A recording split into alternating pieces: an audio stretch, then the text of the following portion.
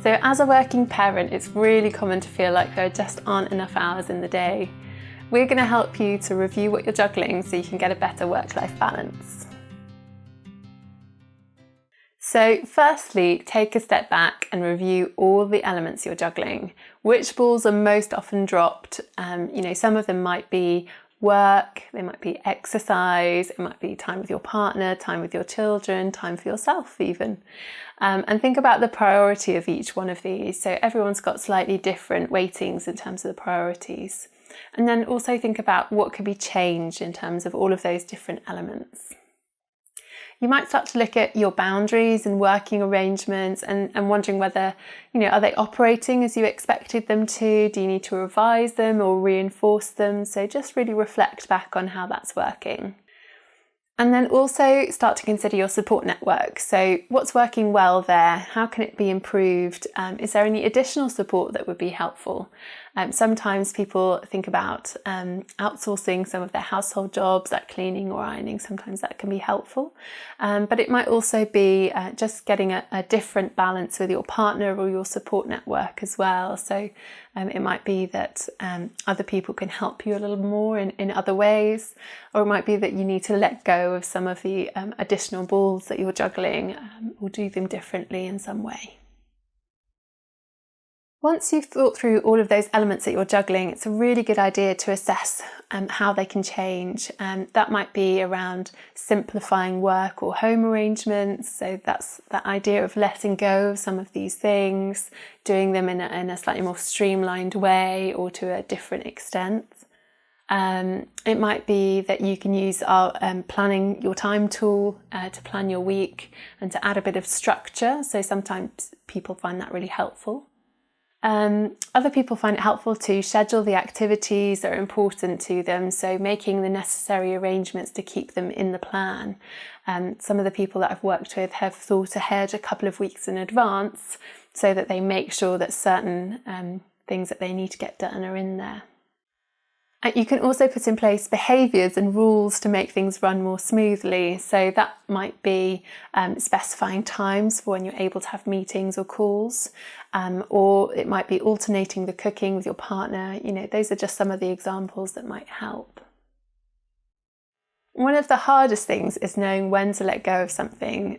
So it's one of the main reasons we end up juggling.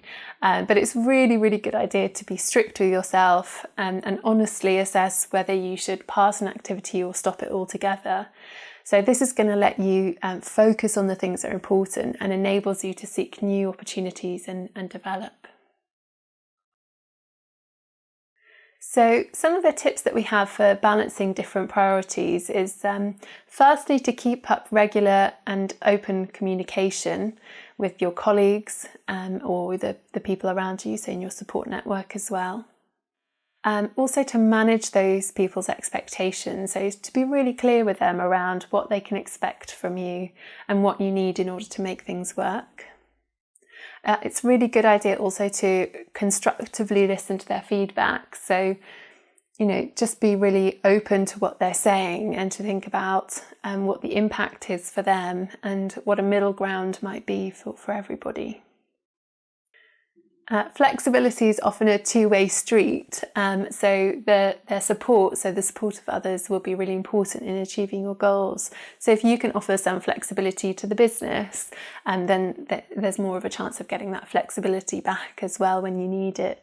So there might be some things which are kind of planned in regularly, but there might be other things that you're juggling which come up unexpectedly. So for example, if your child is sick. So sometimes it's good to build in some flexibility to be able to manage those unexpected situations.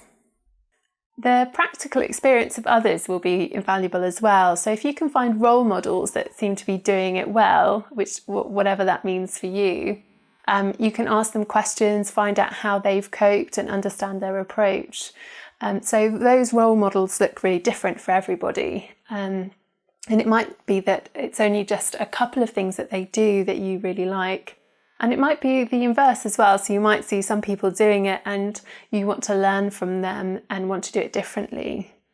It's really important to understand how they make their decisions and how they prioritise things. So if you can learn about how they do that and apply that to your own situation, that can be a really helpful exercise. So remember to regularly review your home priorities and work priorities and make sure that they're aligned with your balanced life plan. Doing this is going to help you stay in control, stop juggling, and also reduce your stress. If you're trying to juggle your responsibilities and you're really struggling with letting go of things or finding the right support, then it's really important to sit down with somebody that you trust to talk through this and to get an outside perspective around what you could do.